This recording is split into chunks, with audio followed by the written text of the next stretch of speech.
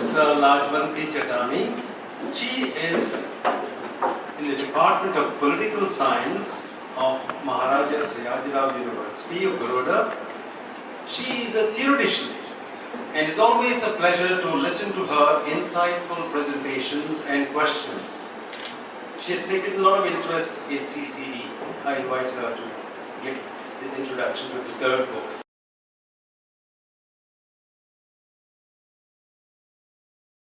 Begin by thanking Professor Nancy Lobo for inviting me to the center and for inviting me to introduce this book.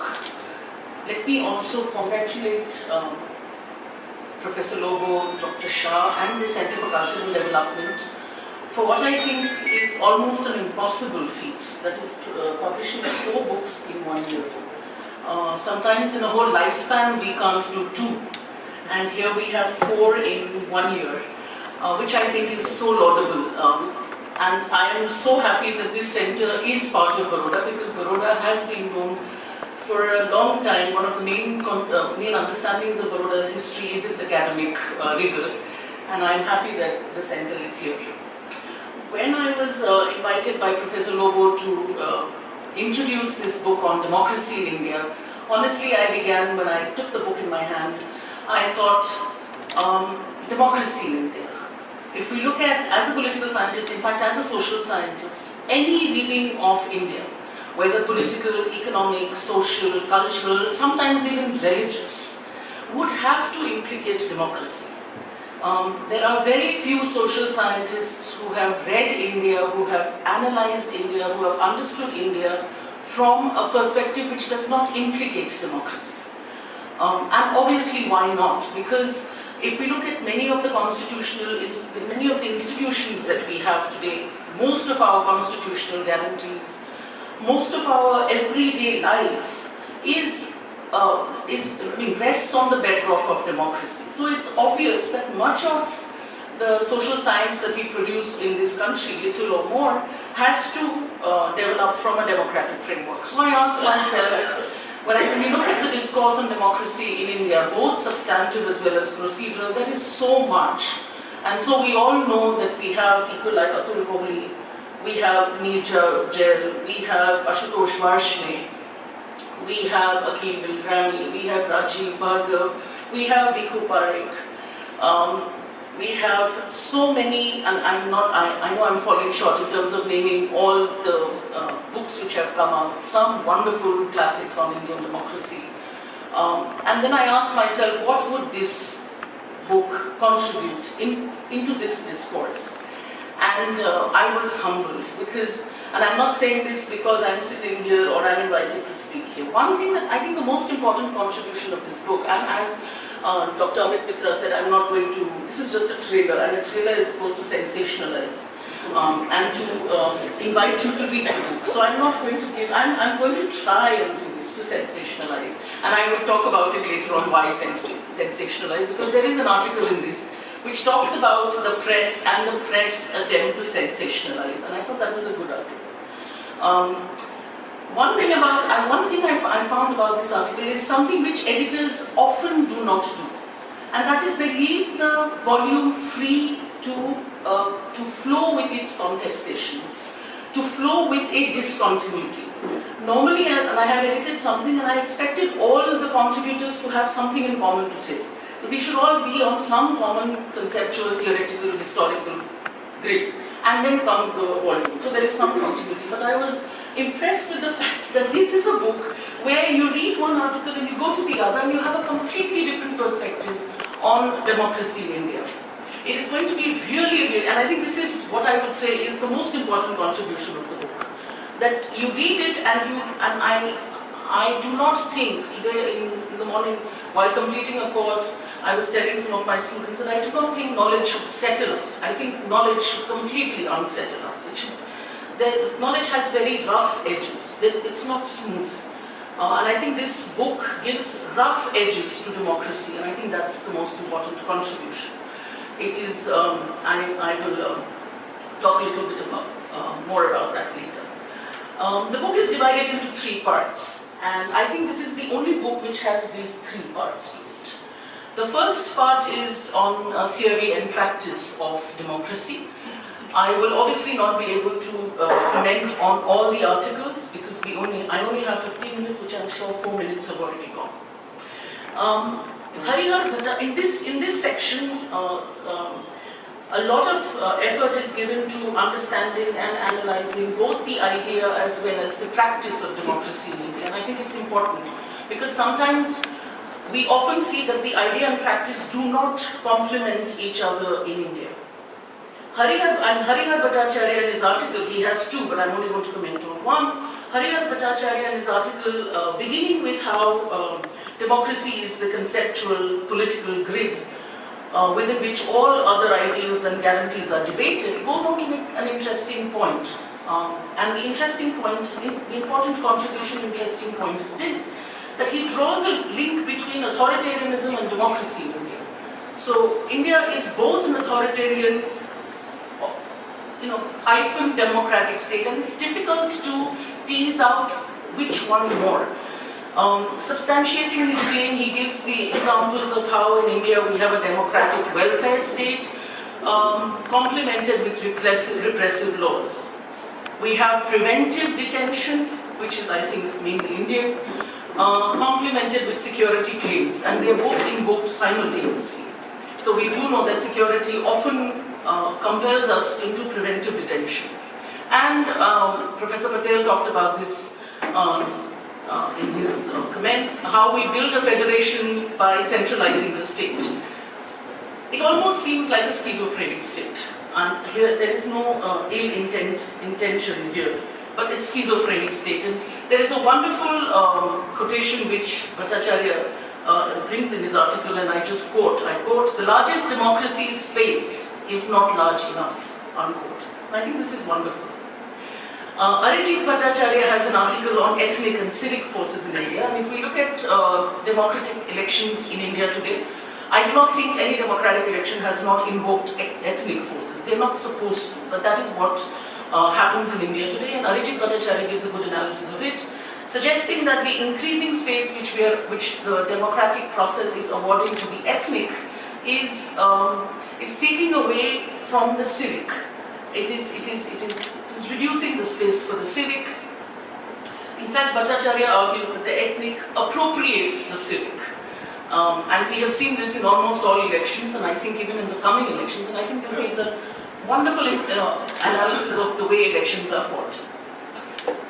The section ends with two articles which, and I'm not saying this because the writer authors are sitting here, one which give a nice blend of the procedural and substantive aspects of democracy.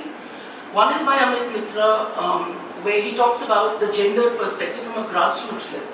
And reading that, I was impressed because he's not only talking about the procedure of gender empowerment, he's also talking about the substantive nature of what it would be to empower from a gender perspective. The other is by Lancy Lobo and Jay Shah, where they make an empirical study in Vadodara district of voting behaviour, and I think that was an interesting read. In fact, I think that article should have been a little longer, but maybe we would cut it to keep it to size the volume of the book. And I think this section opens a perspective on which the other two sections rest. The second section is on the judiciary. Now this is something which is very rare, because in a book on democracy we normally don't see a section on judiciary. We often think the judiciary is the ambit of law and it should be in a separate volume altogether. But what this book has is also a section on the judiciary. And why not? Because if we look at the idea and practice of democracy, which is expected to be sustained by the legislature, at least in India, and the executive to an extent, today it is increasingly being protected and legitimized by the judiciary.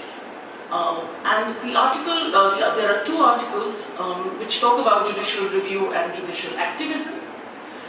I'm not going to talk about, I'll just talk about one which looks at judicial activism, highlighting by Sandeep Suresh and David Luthian. And they bring out some of the Supreme Court cases which have been the better ones for judicial activism. Strangely, they refer to the Shah Banu case here. And the bad ones referring to, for instance, when the present Chief Justice of India, Deepak Mishra, when he was on the bench, commands, if I may say so, Sharad Pawar, who is the Union Agricultural Minister, Union Food Ministry, to distribute the rations rather than get them to rot. And there, the bench says that this is not a suggestion, this is an order. And obviously they feel this is too much of judicial activism, and rightly so. The third section of the book is on actors, issues and challenges. So we move from the state, one aspect of democracy, namely I talked about sensationalizing, trial by media, sting operations, introduce a conflict between two fundamental rights, and I'm using the word fundamental right very, very clearly. One is the right of freedom of expression, and the second is right to privacy. And I think this was a wonderful interpretation of the way we look at present-day journalism. Dr. Walter Fernandez talked about how journalism has been co-opted by the corporate state nexus, but they do it in a different way, how it rests, how it does propagate a conflict between freedom of expression and right to privacy. And we do know what journalism does to us today. The second article is by Rajeshwari Deshpande. The second article which I'm going to talk about is by Rajeshwari Deshpande, titled Civil Society and its Paradoxical Consensus. And she also works out in a very interesting way. In fact, it's a very illuminating read. She points to a paradoxical consensus within the civil society. Now, we all know civil society is supposed to politicize issues.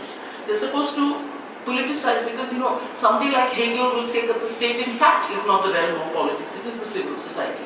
Conflict, contestation should be in the civil society.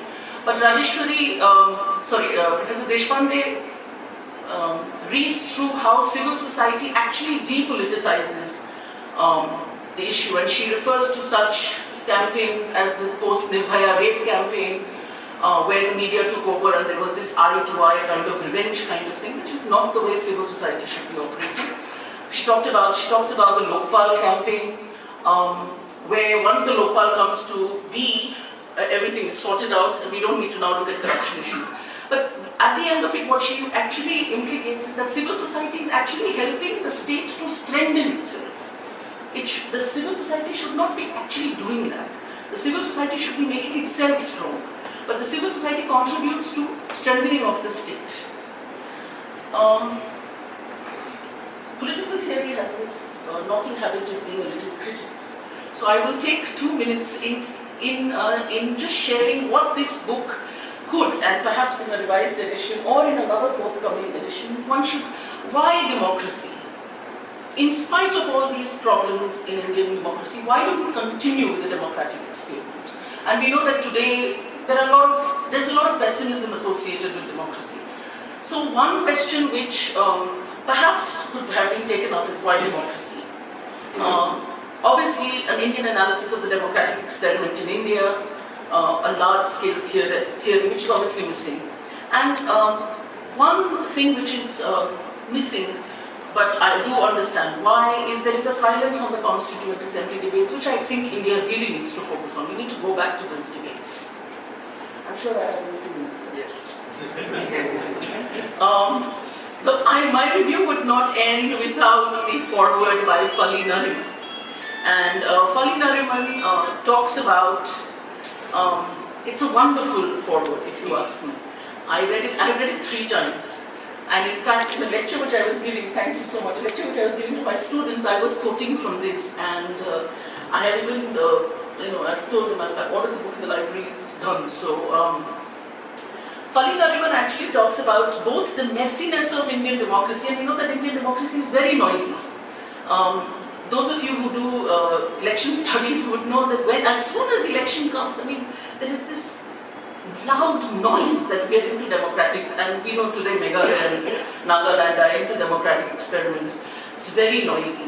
But Fali Nariman gives this wonderful story about how P. Modi, when he went to meet Zulfikar Ali Bhutto, when Zulfikar Ali Bhutto was to be executed, how Bhutto tells him that at one point I was pretty disturbed about the noise of Indian democracy, but today I miss it. Obviously he would miss it. Because the silencing which dictatorship gives you is far worse than the noise of a democratic experiment. the noise is better. And it is interesting that Nariman, in the very first few paragraphs of his foreword, brings this up to tell you that even though it is noisy, it is better than silence and peace that dictatorship gives you. Nariman's foreword ends with a wonderful paragraph which I want to quote with the permission of the authors, with the permission of the editors.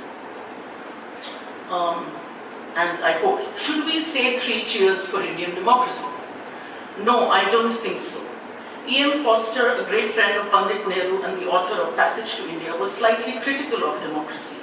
After a visit to India, he wrote, I would say 2 cheers for Indian democracy.